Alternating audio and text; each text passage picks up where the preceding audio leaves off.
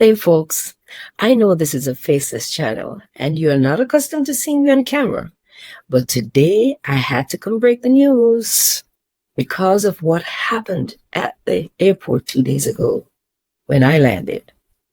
Let's just say it was so bizarre, I felt like I stepped onto a movie set. Only there were no extras, just me and a bunch of immigration officers waiting like stagehands without a show. Trust me, you're going to want to hear this. Now, I've been traveling for over 4 decades, 40 years, and never in all those decades have I been the first US citizen through immigration. And I'm not kidding. I mean, never. I was number one, numero uno. Well, let me start from the beginning. I made it to baggage claim, and guess what? I was the fifth person to collect a bag. Not fifth in line, fifth total. You know when you beat your suitcase to the carousel? That's a big deal. Yeah, that happened. But here's the wild part. When I walked into the immigration area, the area of the line, it was empty. Like sci-fi movie empty. The area was practically vacant. Officers were standing around like bored baristas on a Tuesday morning. And when they saw me, one of them literally jumped out of his chair like, finally, a passport to scan. That's how anxious he was. And that's how dry it was. And I thought, wait a minute. Is something going on here that I don't know about? And I have a travel channel? So I did a little digging when I got home. Of course, yeah. And what I found? Oh, you might want to sit down for this one.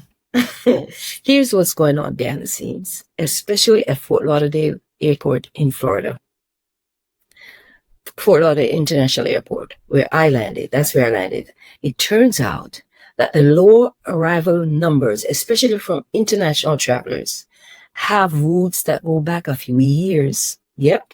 Some of it traces back to policies during the Trump administration. And this is not about politics. Hear me out. Let me break it down quickly.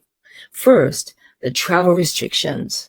Bans on specific countries meant fewer international visitors to the country. That alone took a bite out of tourism. Secondly, extra scrutiny. Even people with valid visas were being heavily questioned. And so they don't want to travel. Who wants to book a trip when they feel like they're walking into an interrogation zone? Nobody wants to do that. And thirdly, the vibe shift. There was a wave of what some call negative sentiment. Let's face it, if a country feels unwelcoming, travelers will pivot to somewhere else, somewhere warmer. And I don't mean weather. I mean warmth, emotional warmth. And then you've got trade tensions, economic uncertainty, immigration crackdowns, and people worried about family. Reunification delays, All of it creates a ripple effect. But that's not all. There are global issues too, like currency exchange rates, airline route changes, other destinations rolling out red carpets while the United States was, putting up caution tape. Now, before you say, okay, but what about now? Get this. Fort Lauderdale Airport lost about 6.5 million passengers between 2017 and 2021. And then in just 1 year, they gained back 4 million. But hold on. There's more to this picture. Some folks aren't skipping the airport by accident. They're doing it on purpose, out of fear. I'm talking about green card holders, legal permanent residents who are choosing not to travel because they're worried that their green cards might get revoked or flagged during re-entry. Can you imagine living in that kind of limbo?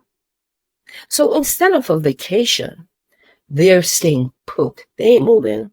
And that's thousands of passengers missing from the skies. But let's not forget the rift between Canada and the United States.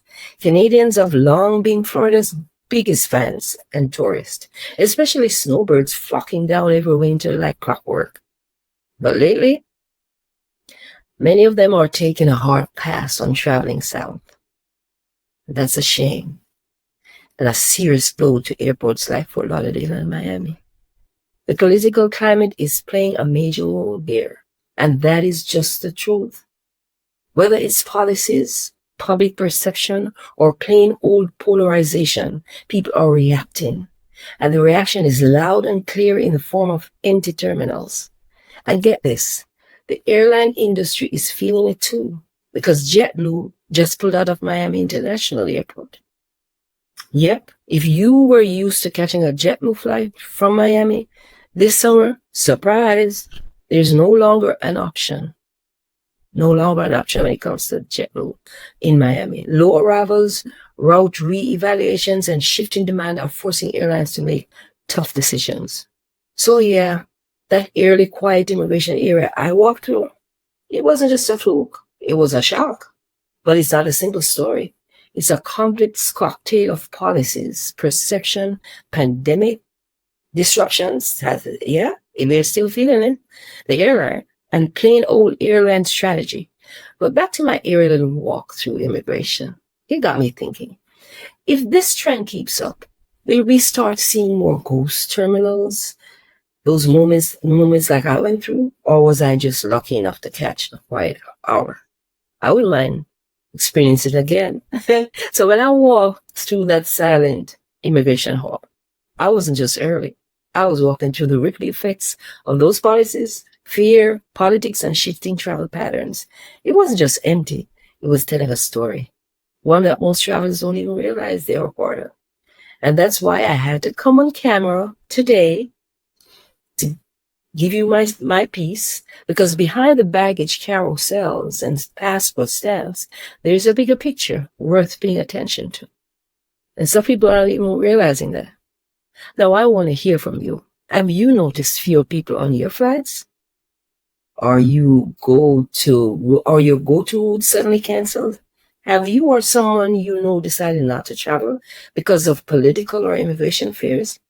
Either way, I'm glad I was there to witness it. And now you get to witness it too. So tell me, have you ever walked into an empty immigration hall? Have you had a weirdly fast airport experience lately? Drop it in the comment section. I would love to hear those stories. You can say I'm tickled by it. Let's compare airport ghost town moments, if you may. And if you found this insightful, give it a like, subscribe, or more travel mysteries and behind the scenes stories. Because even on a Faces channel, I'll always bring you the real personal stuff when it counts. I know. Now, if you want to be fully prepared for your next trip, I've got you covered. Download my free ebook titled Top 5 Travel Scenarios and How to Solve Them. It's packed with step-by-step solutions to common travel mishaps. The link is in the description. Don't fly without it. And if you're ready to travel like a pro, my digital travel bundle is exactly what you need to prepare you for when all this mess dies down. It comes with a 250-page ebook with 55 travel disasters and how to solve them, an audio guide with 16 voice-led modules on successful international travel, 5 destination video guides that include France, Japan, Dubai, Thailand, and the UK, 7-day itineraries for each of those countries, so you're never stuck wondering what to do next. The bundle is the ultimate peace of mind kit for travelers, and it's all waiting for you below in the description. Don't sleep on this one. It will make your next trip seamless. And if you're still worried about something going wrong during your trip, in my next video, I'm going to walk you through exactly what to do if you are banned or detained by an immigration officer, if you've lost your passport or it got stolen, if your flight is canceled, delayed, or your bag goes missing in a foreign country. You won't want to miss that video. So hit the like, subscribe, and tap that notification bell so you're the first to know when it drops. And if you got value from this video and want to support the channel, hit that super thanks button right next to the remix button at the bottom of the video. It really helps me bring you travel tips, that save time, money, and sanity, and to let you know what's going on in the world of travel, because it's always changing, it's always evolving. I am your host, Cheryl, saying bye for now, but only for now. And I'm glad that you stayed until the end. And I'm glad I was able to come under here to show my face. And maybe in the next video, you'll see me again, face to face. Take care and happy travels.